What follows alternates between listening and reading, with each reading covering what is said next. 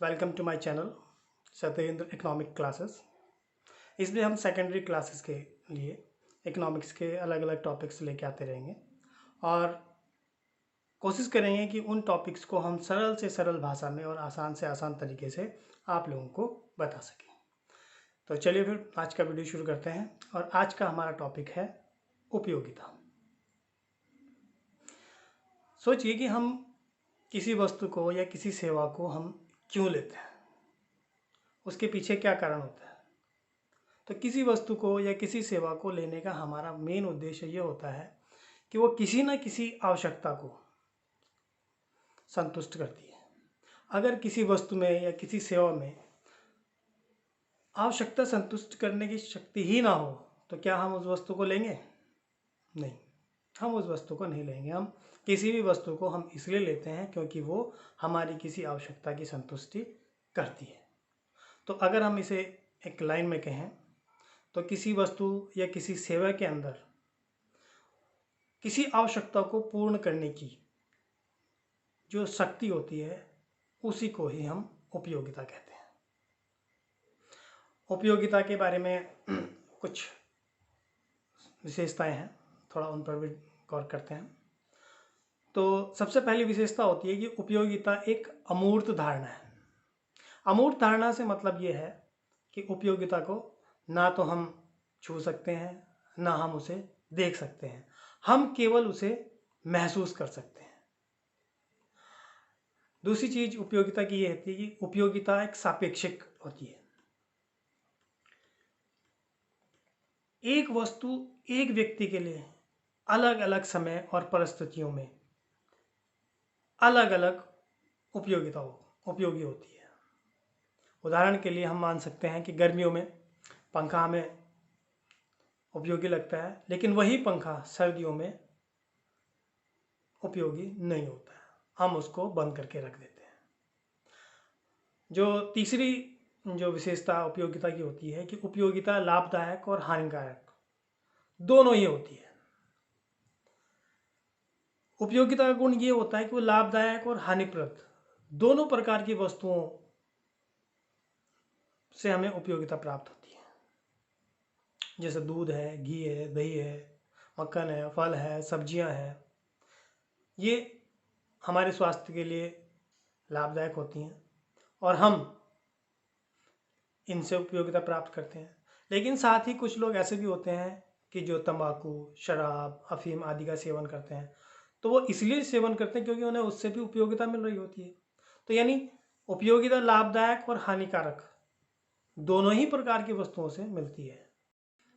अगला पॉइंट जो उपयोगिता की विशेषताओं में हम कह सकते हैं कि उपयोगिता वस्तुगत न होकर आत्मगत होती है।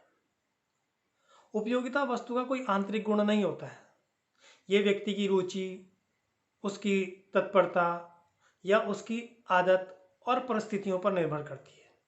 मान लेते हैं कि एक भूखा आदमी है तो उसके लिए रोटी की उपयोगिता होगी, लेकिन जिस व्यक्ति का पेट भरा हुआ होगा उसके लिए रोटी जो है उपयोगी नहीं होगी या उसे रोटी से कोई उपयोगिता प्राप्त नहीं होगी।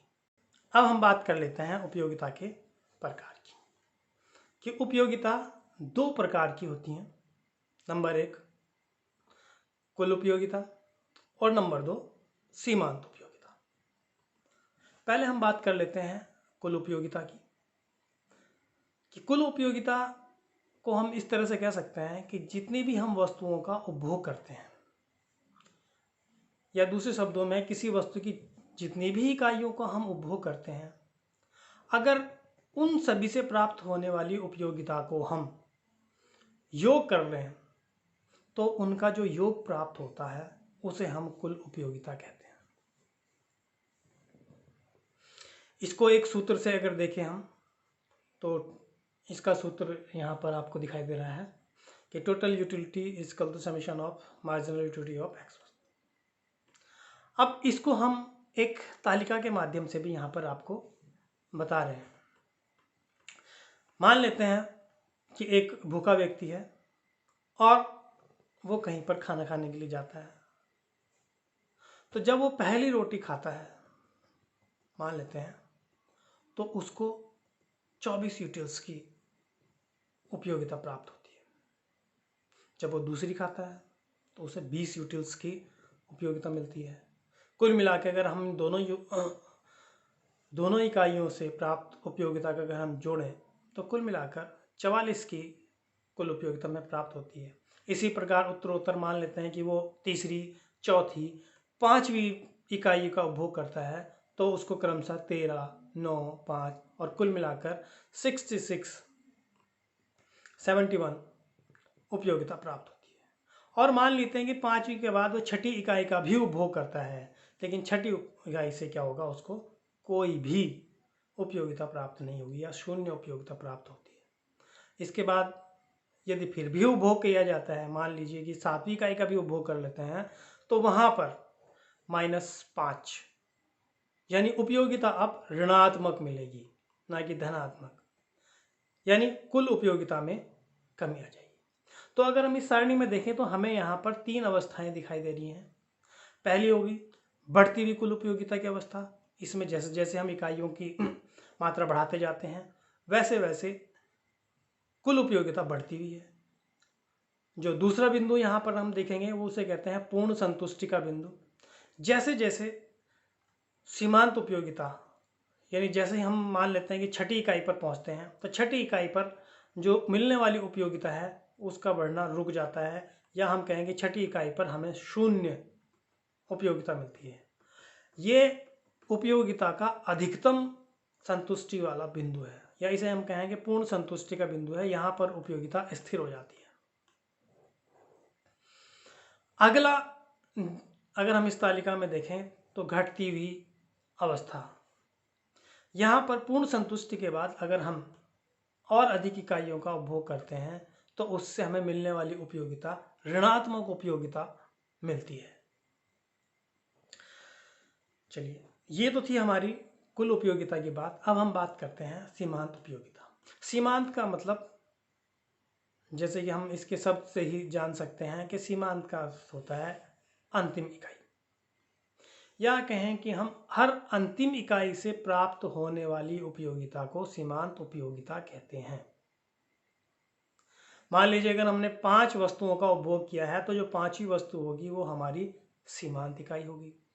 और 5 के बाद अगर हम एक इकाई और बढ़ा लेते हैं कि 6 इकाई कर लेते हैं तो यहाँ पर जो छठी इकाई होगी वो हमारी सीमांत इकाई होगी।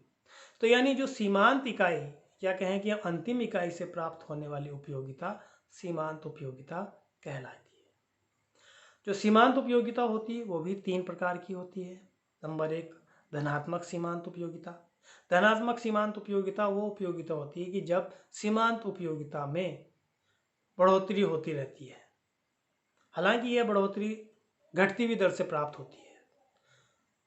जो दूसरी अवस्था है इसे हम कहते हैं शून्य सीमांत उपयोगिता, यानी इस स्थिति पर जो सीमांत उपयोगिता है वह शून्य हो जाती है। और इसके बाद अगली जो परिस्थिति इसमें आती है वह है ऋणात्मक सीमांत उपयोगिता। यहाँ पर उपभोक्ता को वस्तु की इस स्थिति में या उपभोग की इस स्थिति में ऋणात्मक सीमांत उपयोगिता प्राप्त होती है।